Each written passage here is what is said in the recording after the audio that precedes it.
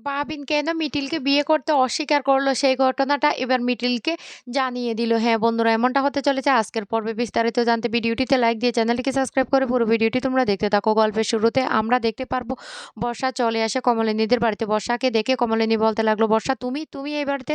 তখনই বর্ষা বলতে লাগলো, আমি মিটির এই ঘটনাটা শুনে আর সহ্য করতে পারলাম না। আমিও তো একটা মেয়ে, সেই জন্য মিটিকে সাথে দেখা করতে এসেছি। কমলিনী তখন বলতে লাগলো, তুমি এই ঘটনাটা কি করে জানতে পারলে? তখনই বলতে লাগলো, মামি আমাকে ফোন করে সবটা বলে দিয়েছে। তখন এই কথা বলার পরে বর্ষা বলতে লাগলো, ইস! মেয়ে মিটি ও এখনো একটা ছোট্ট মেয়ে। ওর তুলতুলে নরম শরীর। ওর সাথে এই কথা বলতে তখনই নতুন রেগে যাওয়ার বলতে লাগলো, খবরদার! খবরদার বর্ষা আরেকটা কথাও বলবে না। আরেকটাও কথা যদি বলো তাহলে কিন্তু এক্ষুনি এ বাড়ি থেকে বের করে দেব। বর্ষা তখন বলতে লাগলো, ও না বিশ্বাস করো আমি সেই ধরনের কোনো কথাই বলতে চাইছি না। এদিকে কমলিনীর শাশুড়ি বলতে লাগলো, "বাড়িতে আবার কে আসলো? দিদি চলো তো দেখে আসি।" এই বলে বড় ঠাম্মিকে নিয়ে সেখানে চলে আসে। আর এসে বর্ষাকে দেখে বলতে লাগলো, "ওমা! বর্ষা তুমি এখানে?" বর্ষা তখন বলতে লাগলো, "হ্যাঁ ঠাম্মি, এমন একটা দুর্ঘটনার খবর শুনে আমি না এসে পারলাম না।" তখন কমলিনী বলতে লাগলো, "ও তাহলে বড় মামির সাথে তোমার প্রতিনিয়ত যোগাযোগ আছে?" বর্ষা তখন বলতে লাগলো, "না প্রতিনিয়ত কেন যোগাযোগ থাকবে? আমি এই বাড়ি থেকে চলে যাওয়ার পর বড় মা আমি কারো সাথে যোগাযোগ রাখিনি। আর রেখেই বা কি করব? যে আমাকে বিয়ে করছে সে আমার সাথে কোনো সম্পর্ক রাখতে চাইছে না। তাহলে আমি বড় মামির সাথে যোগাযোগ রেখে কি করব? বড় মামি কি পারবে আমাকে আমার স্বামীর কাছে ফিরিয়ে দিতে? তাহলে বড় মামি নিজে থেকে ফোন করেছে। তখন সেখানে বুবলাই এসে বলতে লাগলো, "মা, কে এসেছো গো?" আর তখনই বর্ষা বলতে লাগলো, আমি এসেছি। চিন্তা করো না বুবলাই, আমি থাকতে এসেছি, আসিনি। তুমি আমাকে ডিভোর্স পেপারগুলো পাঠিয়ে দিয়েছো?"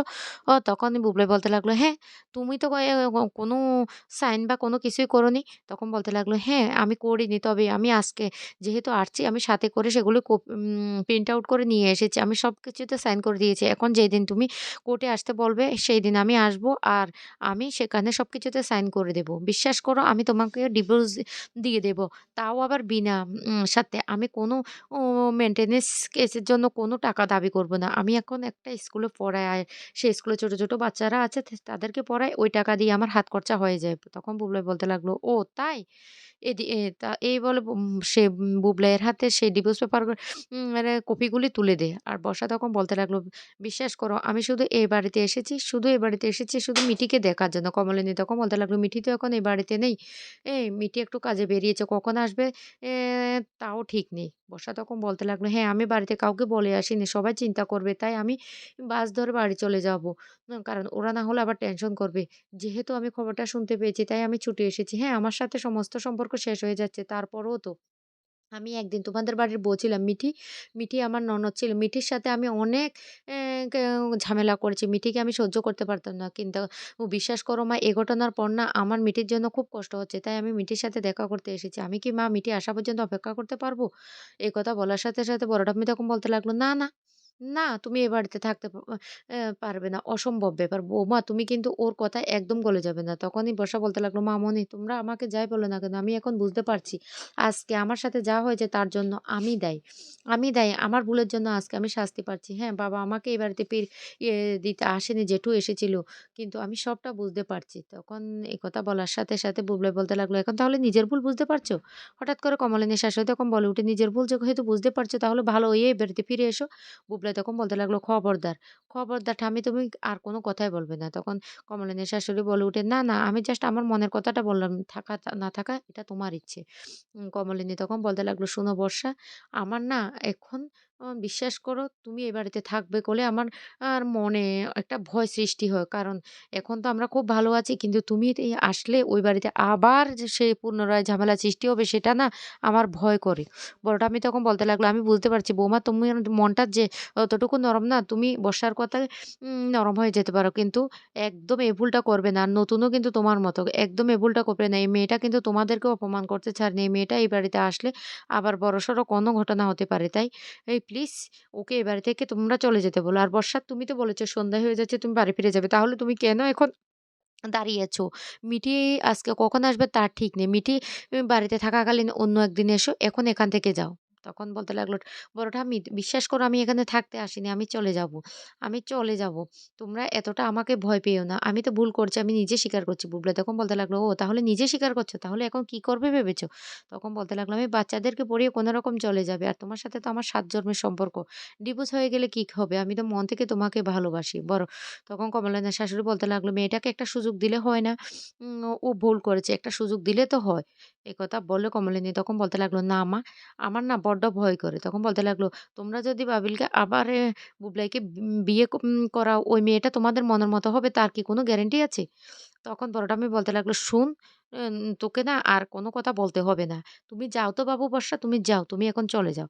তখন কমলিনীর শাশুড়ি বলতে লাগলো, "এই বুবলাই, এত সন্ধ্যা হয়ে গেছে, মেয়েটা একা, একা যেতে পারবে নাকি? একটু এগিয়ে দিয়ে আয় তো।" বর্ষা তখন বলতে লাগলো, "না, না, আমি একাই চলে যেতে পারবো।" বুবলাই তখন বলতে লাগলো, "ঠিক আছে, আমি একটু এগিয়ে দিচ্ছি।" এই বলে এগিয়ে দিতে চলে যায়। অন্যদিকে একটা কফি শপে বাবিনের সাথে দেখা করতে যায় মিটিল। মিটিল তখন সেখানে গিয়ে বলতে লাগলো, "বাবিন, আমি আজকে তোমার মুখ থেকে সমস্ত সত্যিটা জানতে চাই। সত্যি করে বলো তো, তোমার জীবনে কি অন্য কোনো মেয়ে এসেছে?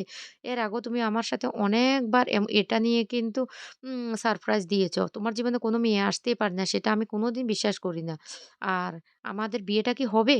তখন বাবিন বলতে লাগলো, "না, আমাদের বিয়েটা হবে না। আমি অন্য একটা মেয়ের সাথে সম্পর্কে জড়িয়ে গেছি।" এ কথা বলতে তখন ও কান্না করে ফেলে মিটিল তখন বলতে লাগলো, "এটা আমি বিশ্বাস করতে পারি না। আমার মাথা ঘুরছে। আমার মনে হচ্ছে পৃথিবীটা চারিদিকে ঘুরছে। এটা হতে পারে না। আমি আমি আর তুমি এই দুজনের সম্পর্কটাতে কি এমনটাই ছিল যে এটা সামান্য কিছুতে ভেঙে যাবে? তুমি বলো? হ্যাঁ, আমাদের একটু দূরত্ব সৃষ্টি হয়েছে। তারপরেও কি আমাদের ভালোবাসা কি ঠুনকো ছিল? আজকে তুমি কি করে আমার সাথে এই কাজটা করতে পারলে?" বাবিন তখন বলতে লাগলো, "এটা না মিটিল, আমি তোকে সবটা বলব। কারণ আমি তোর কাছে কিচ্ছু লুকাবো না। আমি না অনেক বড় একটা আ কেসে ফেঁসে গেছি।" এ কথা বলতে মিটিল তখন বলতে লাগলো, "কি হয়েছে? কি হয়েছে বল?" তখন আমি বলতে লাগলো, "তুই সত্যিই শুনেছিস আমাদের এখানে একটা নতুন মেয়ে এসেছে। আমি না বাইরে গিয়েছিলাম, তুই সেটা জানিস না?" তখন বলতে লাগলো, "হ্যাঁ, গিয়েছিলি তো, তখন কি হয়েছে?" তখন বলতে লাগলো, "ওই মেয়েটা না আমার উপর অ অনেকটা ডিসপ্রেট হয়ে গেছে। আমি ওই মেয়েটাকে একদম সহ্য করতে পারতাম না। অনেক অপমান করেছি, অনেক কিছু বলেছি। ওই মেয়েটা বারবার আমাকে ভালোবাসি, ভালোবাসি কথাটা বলত। কিন্তু আমি ওকে পাত্তাই দিতাম না। বিশ্বাস কর মিটেল।" তখন বলতে লাগলো, "তারপর কি হয়েছে বল? তোর যত সমস্যা হয় কিন্তু তোকে সবসময় আমি তোর সমস্ত সমস্যা থেকে টেনে বের করি আমি। তাহলে এখন কি এমন হয়েছে যে তুই আমার থেকে এভাবে দূরে সরে গিয়েছিস? আমাদের ভালোবাসাটাকে তুই এভাবে অস্বীকার করছিস, আমাকে বিয়ে করতে পারছিস না।" তখনই পাবিন বলতে লাগলো, "ওই মেয়েটার সাথে একটা চরম ঘটনা ঘটে গিয়েছে ওইখানে।" তখন মিঠিল বলতে লাগলো, "কি হয়েছে বল?" তখন পাবিন সমস্ত সত্যিটা খুলে বলে আর বলতে লাগলো, "ওই মেয়েটা এমনভাবে আমাকে ফাঁসিয়ে দিয়েছে, এখন আমি যদি ওকে বিয়ে না করি তাহলে আমাকে জেলে যেতে হবে।" মিঠিল তখন বলতে লাগলো, "কি বলছিস বাবিল? তাহলে তুই কথাটা এতদিন চাপা দিয়ে রেখেছিস কেন?" বাবিল তখন বলতে লাগলো, "আমি কি করব বুঝতে পারছি না। আমি এতদিন পর্যন্ত নিজেকে কিছুতে কন্ট্রোল করতে পারছি না। তাই তো আমি কোনো কথাই তোকে বলছি না। সেইজন্য তোর থেকে দূরে, দূরে থাকার চেষ্টা করছি।" মিঠিল তখন বলতে লাগলো, "না, তুই যেহেতু আমাকে সত্যি কথাটা বলেছিস তাহলে আমি তোকে ওই বিপদ থেকে টেনে বের করব। তবে একটা কথা শুনে রাখ, সত্যিটা বলার জন্য আজকে আমি অনেক খুশি হয়েছি। হ্যাঁ, সত্যি তুই আমাকে ভালোবাসিস কিন্তু তুই বাধ্য হয়ে ওই মেয়েটাকে বিয়ে করার জন্য ফেঁসে গেছিস, সে কথাটা বলেছিস। এবার তুই আমার উপর ছেড়ে দে। ওই মেয়েটা থেকে তোকে কি করে মুক্ত করে আনতে হয় সেটা আমি বেশ ভালো করে জানি।" তখন বাবিন মিটিলের হাত ধরে কান্না করে বলতে লাগলো, "মিটিল, সত্যি আমি তোকে ভালোবাসি। আর আমাদের ভালোবাসা কতটা মজবুত সেটা আমি জানি। কিন্তু আমি যেভাবে মাঝখানে ফেঁসে যাবো আর এই কথাটা আমি কাউকে বলতে পারছি না। না পারছি নতুন কাকুকে বলতে, না পারছি মাকে বলতে। কি করে বলব বল?